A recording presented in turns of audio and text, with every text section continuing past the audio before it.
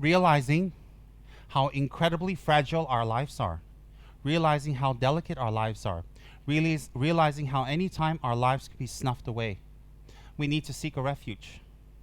We need to seek a refuge, a place of refuge, an object of refuge that is beyond us. We can't seek refuge in an angry God, in a vengeful God, or in a God that tells us not to respect other people. We cannot take refuge in a God that tells us we cannot accept other religions and other races and other styles and other cultures. We cannot take refuge in such a God. We cannot take refuge in a God that's angry and vengeful and punishes and hurts and damages and is jealous. Why? Then he's just like us, or she's just like us. I'm not going to take refuge in a God that is vengeful and angry and that restricts me from helping others because of religion or color or race. That's wrong. So we're going to take a refuge in something that's beyond a God or gods, and that is a fully enlightened Buddha. A fully enlightened Buddha has no anger, has no jealousy, has no defilements, has zero delusions and projections, and they solely work to benefit others without any expectation or agenda, because they have meditated and removed all causes of defilements. And that can be only a fully enlightened Buddha, for example, Lama Tsongkhapa. When we take refuge in someone like Lama Tsongkhapa, we are taking refuge on two ways. We are taking refuge in an outer being who inspires us to become like them, Shakyamuni Tsongkhapa. We are taking refuge in an outer being who tells us it's possible, that lets us know it is definitely possible. And that inspires us to take refuge in the inner being, in ourselves. How do we take refuge in ourselves? By not lying, by keeping our samayas clean, by working for others, by generating forgiveness, by having no animosity with an agenda. Like a mother who scolds a child out of pure love. A mother who scolds a child out of pure love is not negative karma, it's pure love. So wrathful means can be employed if we have that kind of motivation. And when we work for others and benefit others, that is refuge in ourselves. Why is that refuge in ourselves? Because we open up something that we all have. Kindness, goodness, clear mind, generosity, forgiveness, patience. We have that in all of us. That's why that generosity, kindness, love is called the Buddha nature. People, sometimes I hear they say, hey, we got a Buddha inside of us. Well, how come when you get a double bypass, we don't see any Buddhas inside of you? You see, when we say there's a Buddha inside of us, let me make it clear. The Buddha inside of us is not a Buddha that's inside of us. A Buddha inside of us means our mind that's inside of us, our mind, has the potential to become a Buddha. Hence, that potential to become a Buddha is within all sentient beings. Kangsa Tamche, all sentient beings who have consciousness, not feeling and life, consciousness. The ability, the cognitive power to distinguish positive and negative, which plants do not. Feeling positive and negative or reacting to positive and negative is not a sign of consciousness. You can play Mozart near a plant, it'll thrive. You can play, Hell's Bells, AC/DC near a plant, and it just goes like that. It doesn't mean the plant has a consciousness. It just means that energy can affect other energies. Okay? So therefore, when I say consciousness, it means cognitive power. The power of cognition.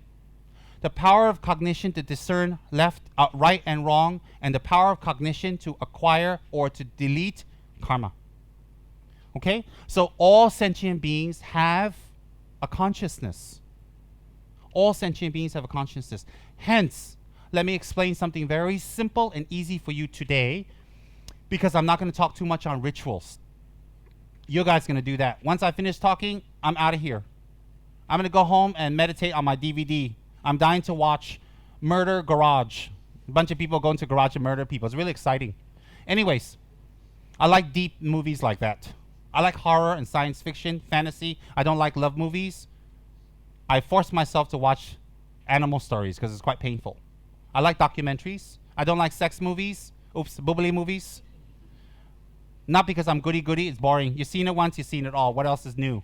Yeah, I like fantasy. I like science fiction. I like horror. And biographies. I like biographies. What happened to people, their experiences, because we get enriched by that most of the time. Let's make it very simple. I'm not going to go into details. I will one day. When I'm teaching Tantra, I'll go into more details in the future. When I teach the Vajrayogini Tantra, I'll go into very detailed. And that will help you quite a lot. But let me plant some seeds today. When you have a mind, when you have a consciousness, you have a gross consciousness and you have a subtle consciousness. The gross consciousness rides on the gross winds. The gross consciousness operates through the gross cognitive perceptions: eye, ear, nose, taste, touch, and feel. All right? So that is gross consciousness. Gross consciousness arises from subtle consciousness. Subtle consciousness abides within your central channel. All right? It abides within your central channel, and then you have gross consciousness. Gross, G-R-O-S-S, is what perceives. Now, if you close your eyes, your gross consciousness of eye is closed. You can't see. But if you close your eyes and you visualize something or you think about something, you can still see. That is your mind's eye seeing. That's your subtle consciousness awake.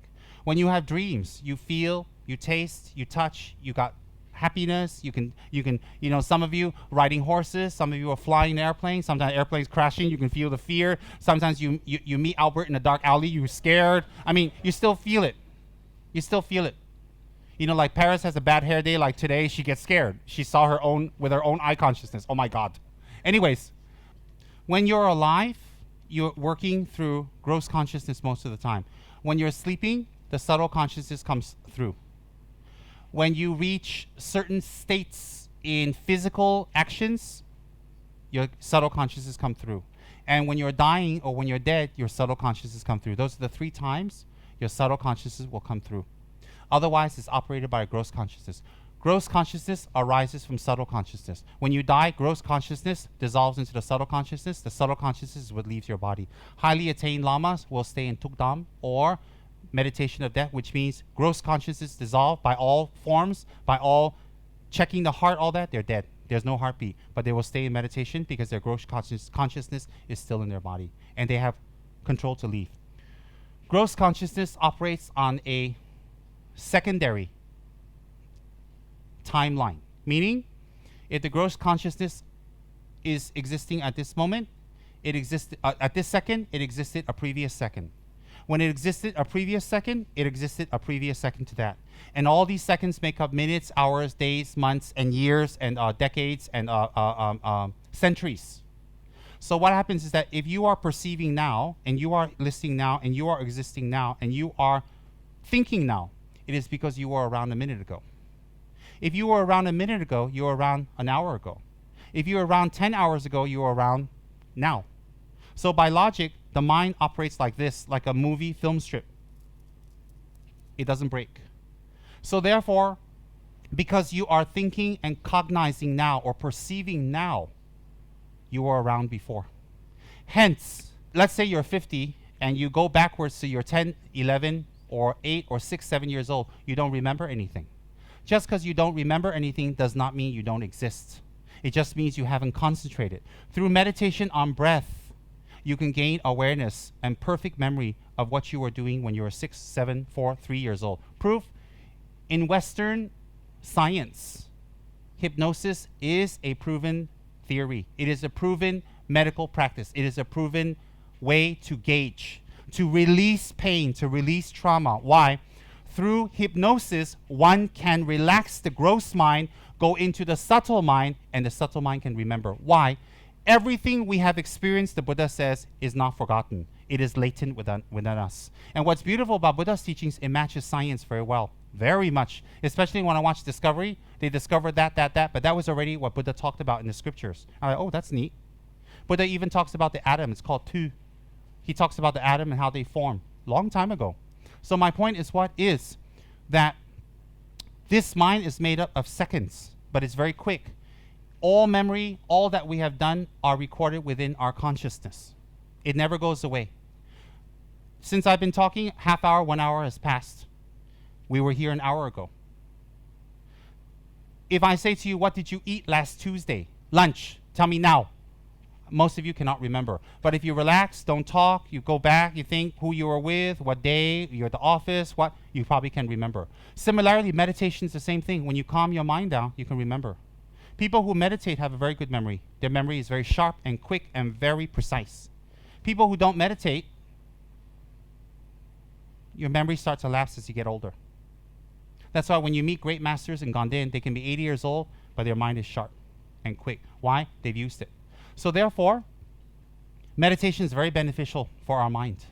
Very, very beneficial. Now, just in Western therapy of hypnosis, you can make people remember things that happened to them a long, long time ago. And then when they talk about it, they're released and they're not afraid anymore. And in Western hypnotherapy, now, it's a little late, but now they're even regressing back into previous lives. They're regressing back into when they were in their mother's stomach. And you know what? These kids heard what their mother said, the arguments their parents had, the fun that they had, where they visited. They remember, they can say. They remember because they can hear. And they regress back to even before conception into a previous life. If you go on the YouTube and you do a search on previous lives, there are many, many cases not religiously attached. Not Christian, not Buddhist, not Hindu, not religiously attached or connotations of religion. Many people remember their previous lives and they prove it. And they can remember clearly. But Buddha already talked about this. Buddha talked about it. If you make your mind go backwards, you can remember things you did at 7, 6, 5, 4 years old. If you're existing now, you're existing at 7 years old, whether you remember or not. If you're existing at 7 years old, you can remember or you were existing when you were 1. If you were existing at 1, you were existing at 1 month old. If you were existing at 1 month old, you were existing at birth. If you were existing at birth, you were existing prior to birth when you were in your stomach, in mama's stomach. If you were existing in mama's stomach, you must have been existing prior to before you were in your mama's stomach. Otherwise, the mind stops. It cannot just continue. So therefore, at the time of conception, when your mother's red cell and your mother's red cell and the father's white cell, that's what it says in the scriptures, red blood and white bodhicitta merge. That's when the consciousness enters the body. It says in Tantra. Buddha said specifically. Consciousness enters the form of a body, sukh form, at the time when these two seeds merge. Once these two seeds merge, consciousness has entered. Consciousness is free of taste, touch, size, and barriers. It can exist in something very small. It exists without a body. It can exist with a body. It can exist in a huge body. It can exist in a small body. Example, you could have been an elephant. You could have been a whale, and now you can be a midget. You could be Danny DeVito. Your mind can change. So hence, the consciousness is continuous. On the basis of logic, on the basis of examination and debate, you can say that your mind does exist. And because it exists, it must exist at a prior moment. Because it existed at a prior moment, it must have existed a moment before that. Then all these moments, when we go backwards, you must have existed at the time of birth, and hence go backwards at the time of conception. If you existed at the time of conception, you must have existed prior to conception. There's your reincarnation. If you existed prior to conception, you must have existed somewhere else. If you had existed somewhere else in another life, you must have existed in a life before that, and a life before that, and a life before that. Where it started, let's not talk about today. So hence, if we can go backwards, we can go forward. So at the end of this life, your consciousness will take another life. And then another life, and then another life. If you meditate on that, as the Buddha has taught, as the perfect Buddha has taught, Shakyamuni, you will gain enlightenment. You will gain liberation. Why? When you meditate on your life and how it's interconnected to others, and your life is not being still, that you will take a life again, and you had had many previous lives. You will go to the next step of your meditation. The next step of your meditation will be what causes the lives.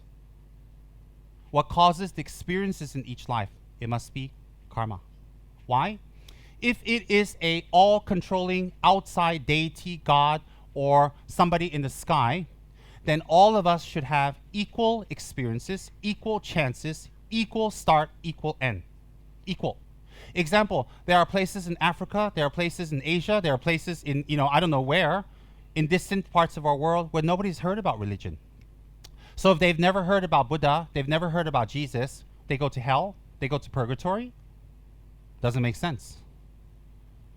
If Buddha doesn't appear there or Jesus doesn't appear there and they go to purgatory, what about the millions of years that man has been on this earth and women have been on this earth? Do all of them hang out in purgatory? Well, why even create them then? Why don't you manifest yourself earlier so they can look at you, take refuge in you, and they can go to heaven? Doesn't make sense. Not sense. Because in Buddhism we debate logically. So I'm not criticizing another religion. I'm debating for my own spirituality. So therefore, if it's an all-controlling God in the sky, we must be born the same. Example, if I'm your father and I have 5 kids, and I give each one of you $1 million, one of you comes back totally with 20 million, another comes 100 million, another comes back with a loan, another person doesn't make it, another person used up their money, you were given a free share and you can do whatever you want. But if I give one $1, another one $100, another one 1,000, another one million, and the one that comes out with 1 million, with 10 million, the one come back with $1 comes out 1,000, and I say, what is fair? What? I gave you the same thing, you should come back with the same thing. No. So therefore, some of us are born blind, deaf, and mute. How do we attain liberation? How do we see God? How do we see Buddha? How do we take refuge? If you're born mute, deaf, dumb, retarded, mongoloid, mentally challenged, well, God had a purpose for them. What purpose? To teach you a lesson. He suffers to teach me a lesson? You're not very nice, God. Doesn't make sense. So, what explains the disparity? What explains the disparity? One is suffering, one is happy, one is retarded, one is this, one is that, and it changes. It doesn't stay still. Your karma and the deeds you created. Example, if you beat other people and you torture other people, you will be born maimed, handicapped. The Buddha said very clearly, as a result of your own karma. If you always steal from others, if you always take from others, if you always cheat others, you will be born in lands that are filled with war, fighting, difficult to get water, difficult to get food, and even you build a house, it gets crushed. That's not God's doing, that's your own doing. That's your own doing. Whether you believe in a God or not is all right, but what you need to believe in is yourself. You need to believe in what you do and that you control your future. You control what happens to you. And all the disparity you see in this world cannot be explained by God. All the disparity you see in this world can be explained more clearer if we take responsibility for it, which is karma.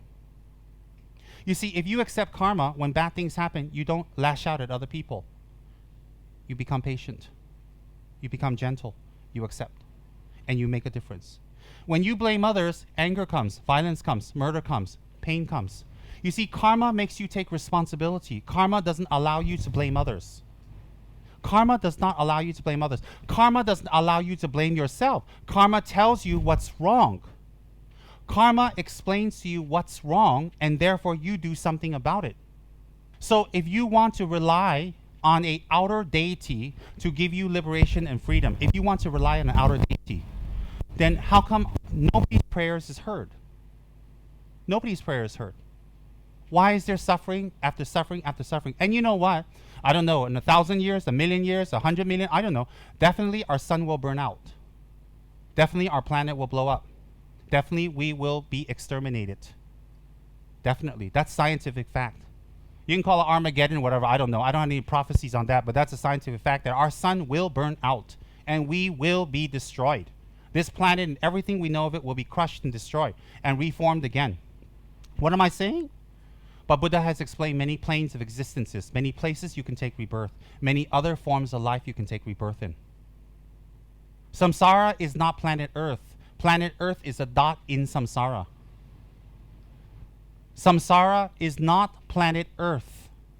Planet Earth is just a dot within samsara's existence.